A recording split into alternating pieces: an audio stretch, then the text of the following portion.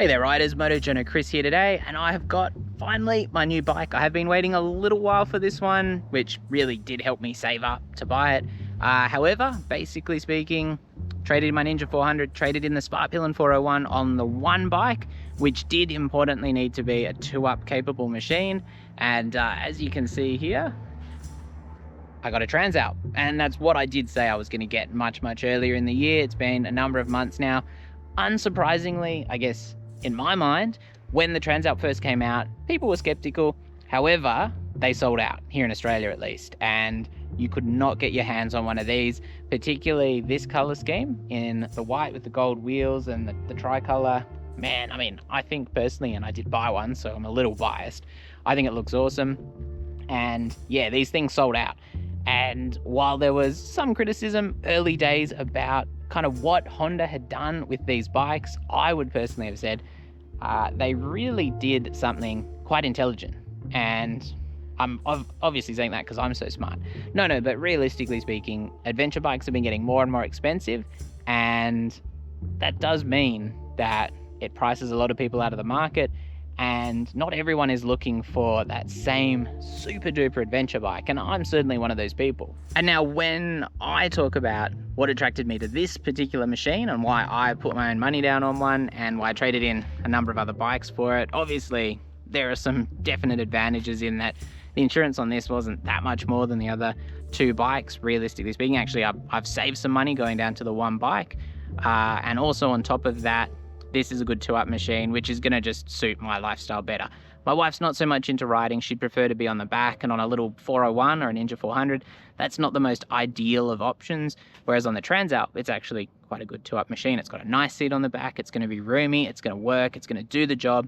We're both going to be happier. And now we can do some longer trips on the weekends and do a bit of exploring and have some fun, which I think is actually a big draw point for a lot of people for these adventure bikes, because people talk about the adventure bikes as though the only thing you can do on them is single trail and doing really hardcore stuff. But actually, if you ask me, the reason the adventure segment is so strong is because in reality, it covers a vast group of riders, which is everything from tourers to people who do want to do that single trail stuff. And while that kind of single trail super hardcore stuff is probably a more limited and a more specialist group within the adventure segment, and what they pick is, you know, a little bit more specific to that, these bikes appeal to many more riders. And personally, you know, I was kind of looking at what bikes I'd like, and I'd love something like a Street Triple as just a bike for me. However, I don't really need multiple bikes. You know, the affordability aspect of it is huge. And when I rode this thing, when I rode the Transalp the first time, I was like, wow, it's a weapon on the road. It's really good. I had a lot of fun out through the twisties, and particularly because the roads aren't that great generally anywhere here in New South Wales, this thing was an ideal choice and worked really well for me. And so when I rode it at the time, I thought, wow, between the engine and the suspension, this thing is, and the handling, of course, you know, the combination of all those things, this thing's a weapon. I'd be very happy with this bike as my kind of solo machine, but also handling the double up duties where we're doing, you know, riding 2-up. We've got a pillion on board and probably chucking some luggage on. I'll probably be chucking some crash bars on. We'll be doing a whole heap of stuff on this bike, which I'll obviously cover in the channel, and so certainly stay tuned for that. Not that no one's done it before, but I'm just going to share what I do with the bike if you're interested. And yeah, I think just over 16k for one of these right away. MotoHub did have another one in stock at the moment. I don't think it had sold yet. It was in the full black. Not quite as nice looking as mine, but still a really cool machine, particularly if you like the whole concept of this bike, which I certainly do.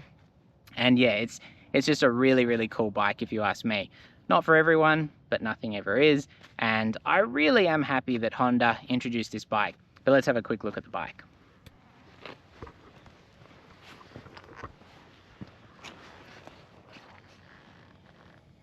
Okay, so as you can see here on the front, we've got a 21-inch wheel. We do have the dual purpose Metzeler's, what are these? The Street Caroos. As you can see here, dual disc brakes, and they are kind of that lighter style brake. We've got the big Showa forks on it as well here. I'm going to need to check that spec sheet because I literally never remember which is the adjustability on these forks. There's like 1 point of adjustability. Maybe it's rebound. I don't think it's preload. Anyway, we'll move on because I'm just being an idiot by not remembering that. I like the styling. I understand why not everyone does. I'm not into those, you know, hyper futuristic bike designs. I like them, but I'm not going to say they are the only thing that I like. And I actually like that this is quite conservative. It's a little bit more conservative, even in some ways than maybe the CB500X, which got a restyle. But to me, this bike looks awesome. And I do like the flowing lines.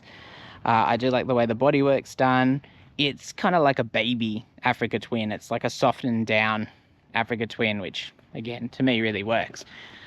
Down here, we have, obviously, it's a parallel twin and it's got quite a compact engine in it. I know one of the complaints that has kind of been brought up, we'll have like a peek under here, is you've got that really low point on the sump there.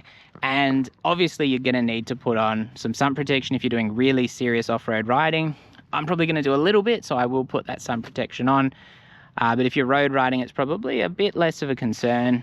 And obviously the engine is shared with the Hornet, which is part of why we see that kind of feature, which perhaps if the Transalp was built first, it would have been not the case.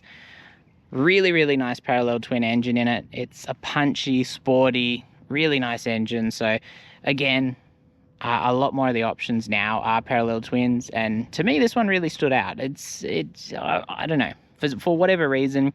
I'll no doubt be doing another long-term, like a more in-depth review as an owner, but I really did like the engine in this. Liked it in the Hornet, and I really liked it in the Transalp. I think I liked it a little bit more in the Transalp, which is, you know, kind of crazy. Obviously you've got like some off-road centric pegs, and you can remove the rubbers on these and turn them into a more off-road peg, which would be good if you're wearing, like I got my City Adventure 2 boots on. And yeah, so while I reckon a lot of people have put a wider peg on, and there's nothing wrong with that, you do have that kind of suited to the off-road riding. And I probably should mention as well, obviously Nissan 2-pot calipers on the front, there's 2 of them. And it's not the craziest braking system, you know, it's no Brembo system, but for this kind of style of bike, it works. I don't really want to be having ridiculous dive onto those forks. Again, here, as you can see, so we've got rimmed wheels, spoked wheels, you are running tubes. That's not a problem to me. I reckon the gold rims look amazing. It was, you know, certainly a big part of the appeal. This exhaust as well with the dual exits, it actually sounds really meaty. I will turn the bike on in a second, and we've just got the shock there hidden away, and you've got obviously this in here as well, which I don't know if the GoPro is going to pick it up in that low light condition, but really good protection from spray. And try not to get my license plate in. You've got the rack on the back, which is obviously ready for a bit of luggage. What do we got here? And apparently 8 kilos, so that's not too bad, yeah, so I mean, obviously it goes without saying I really love the Transalp, which is why I put my money down on one and I traded in my other bikes, and I reckon it looks the business. I think for 16k and a little bit of change, this thing is a really amazing bike. As I do normally say, you know, not everything's for everyone, but I think there's certainly going to be some people who appreciate one of these, which I think is well reflected in the fact they sold out. And I'm really looking forward to getting some more mileage on this bike, doing some longer trips, doing a bit of exploring on it, just doing everything. Because I will say, having the 2 smaller bikes in the garage, as much fun as I had on those 2 bikes, I do think doing the longer trips is something which I wasn't so keen to do. Not that it stopped me, I just did them on the Ninja, but this is going to make it a bit more of a possibility to go and do that. And probably one of my favorite things, honestly, and people are going to maybe laugh at this, I love going and finding a really good patisserie with really good pies or pastries or something like that, and taking the missus with me and just going and doing that. And being able to do that on the bike is going to be an adventure of its own. Maybe not the traditional sort, but yeah, it'll probably end up being an adventure of finding good coffee, because most places, even the ones that can do really good pastries, really struggle with the coffee these days, if you ask me. But I do like it strong.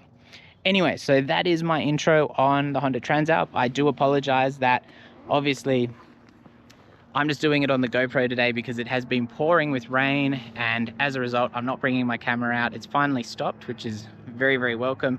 But yeah, welcome to the first video on my Transalp. And if you've got any questions, anything at all that you want to say, let me know down below in the comments. I do check all my comments and I'll do my best to answer you. And yeah, I'll be back soon. So stay safe out there. I'll certainly be trying to do the same, and I'll see you soon.